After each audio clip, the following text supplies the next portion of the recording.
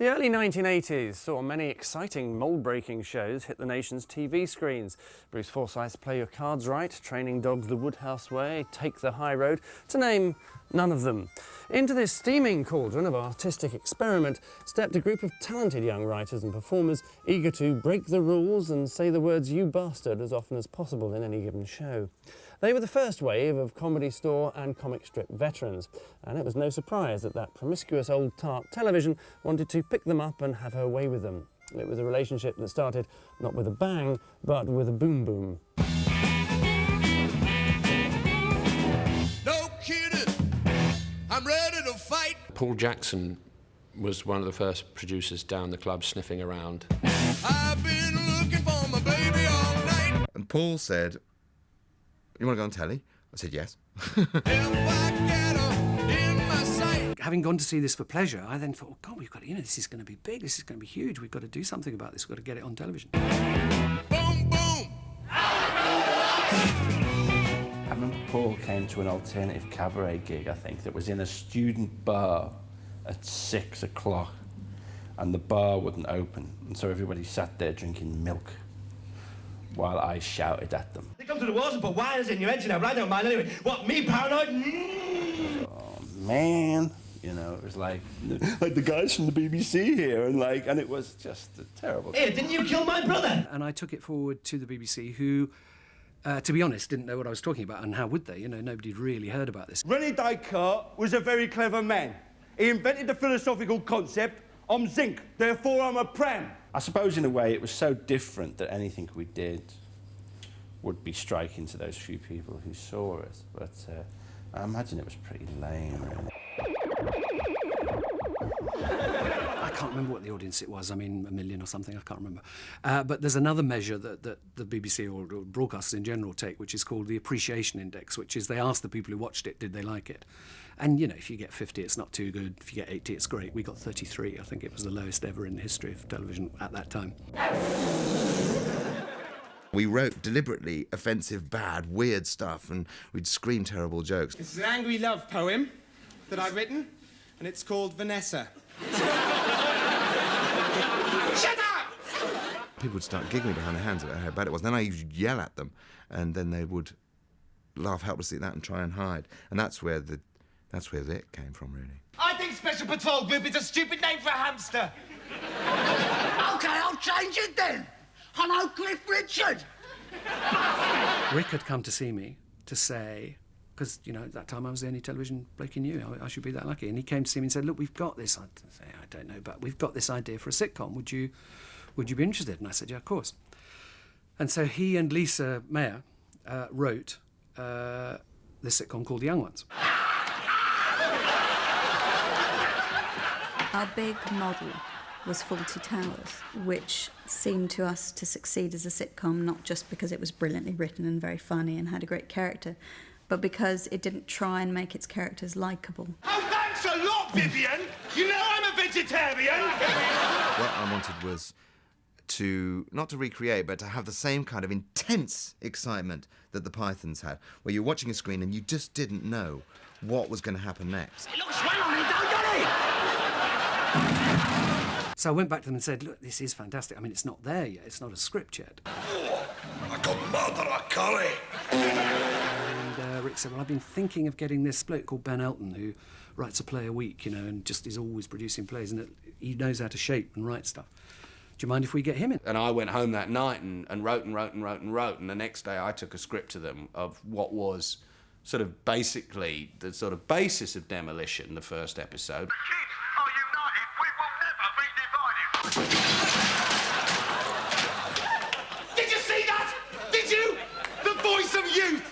They're still wearing flared trousers! I was sent the script of The Young Ones, and this thing arrived, covered in Marmite stains and half written in pencil and illiterate, full of Ben Elton's terrible spelling. Rather like Monica Lewinsky's dress, it had strange stains all over it. And I could not make head or tail of this. Hello, everybody. I'm the Easter Bunny. But it's June the 12th. What? It's the middle of summer. Big ears. It was was full of brilliant ideas, but so incompetently put together, you think, well, if I did this, I'd just try and structure it, make it neat. I'm really sorry. It would have destroyed it, really. I really screwed that up, didn't I? I should think I'd look pretty stupid if anyone was watching. It had all kinds of quirky elements in it already, that first script. But I said, if we can just put a band in or something, because then we'll be a variety show and we'll get slightly more money. I'm depressed. It's 9 below zero. So we put 9 Below Zero in, playing in the boys' room.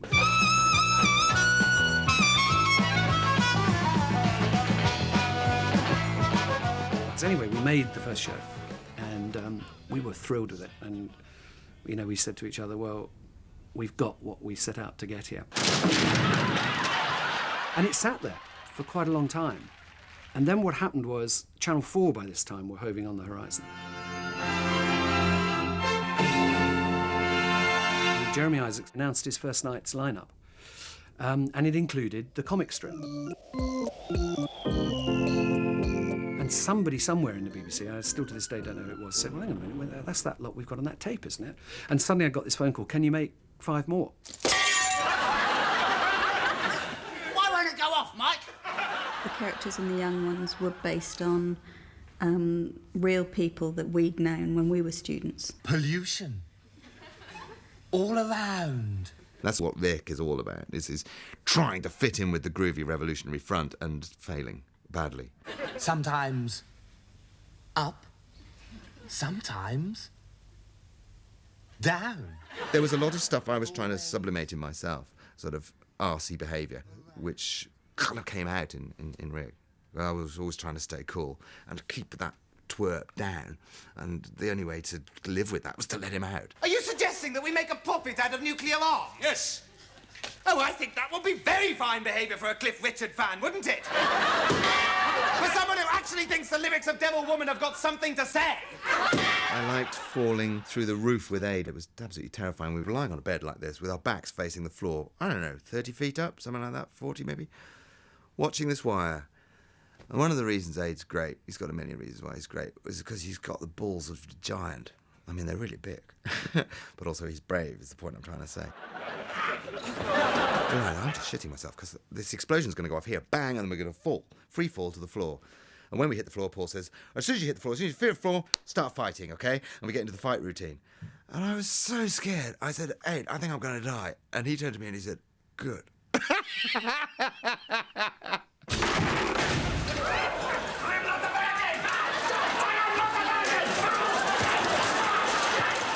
That was the most terrified I've ever been in my life.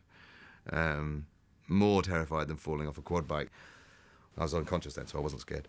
And when I came back, I was Jesus. Bad karma. Well, I think in terms of Rick and Aid's act, which is the slapstick act, they always need a victim to hit over the head with a frying pan. Yes, he's a victim, but actually there's a lot of bottled up aggression in there too, and so anything where Neil sort of threw a tantrum or suddenly became worked up about something, I find very funny because it's so ineffective and useless. Yeah, I'm not into violence, Rick, but I'm really good at smash your faces. Oh, God. Neil, have you given that back? The original idea was Pete Richardson should play what was to become Mike, and Pete was and is a sort of strangely cool guy.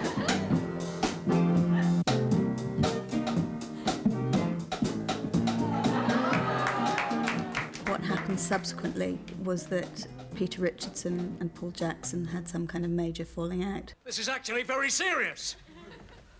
So we then had a fourth character with no one to play him, which is why we ended up casting Chris Ryan as Mike. I know what you're thinking, baby, and if I was to tell you, you'd think I was talking in centimetres. And I handled that wrong. I mean, I was a kid. The first thing I'd ever done. On the other hand, it didn't need to be as long a row as it was. All right, somebody call a taxi. They asked me to be in it, really, because I'd been the kind of... I think because they were frightened of me, really.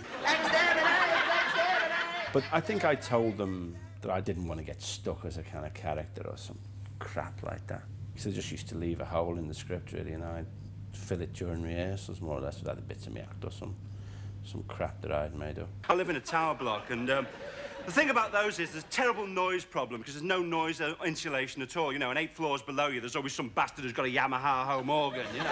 And we had no real idea of how difficult it had been for Paul to get it on, I think, because we thought, yeah, we're brilliant. Yeah, they'll put it on. Over the 12, I think the BBC were incredibly supportive. I mean, it was challenging at the time. Most particularly in the first series, the one that we felt really strongly about was what I still think is one of the great Comet scenes, which is when, you know, the super cool Rick who's holding the party and he's, you know, got all his mates turning up. Anyone got a straight? A what?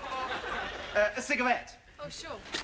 Oh, what a great bag! And in desperation and embarrassment, because nobody does turn up and everybody's sitting around with nothing to do, he opens a girl's handbag, you know, and that old thing that we were all taught at the time, I can't believe it's still true now, but every young boy was taught, never look in a lady's handbag, you don't know what you'll find. And it's all there, and he gets out a tampax, and of course he doesn't know what it is, you know, the super cool dude in his yellow dungarees, he doesn't know what it is. And it was, I thought, a very funny scene, and he's completely left looking like a complete tip. It's a telescope! A telescope with a mouse in it!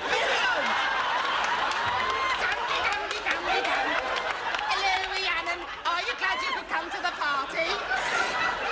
Here, have a drink, Mousy. Oh,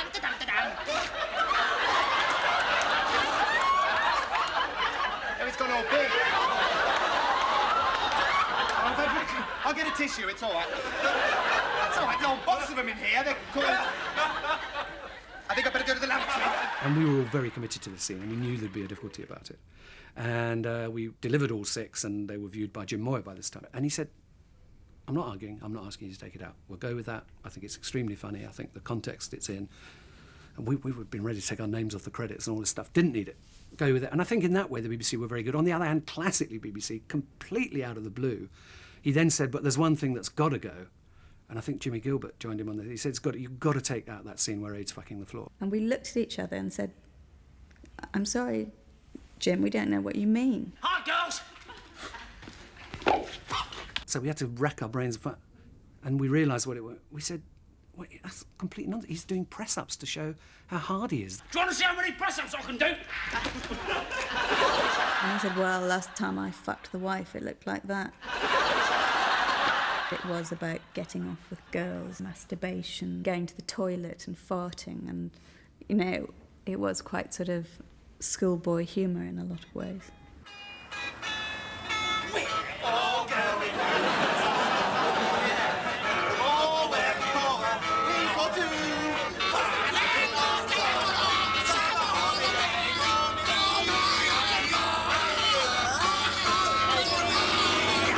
I think I liked the last episode of all where they go over the cliff. Look out! Cliff!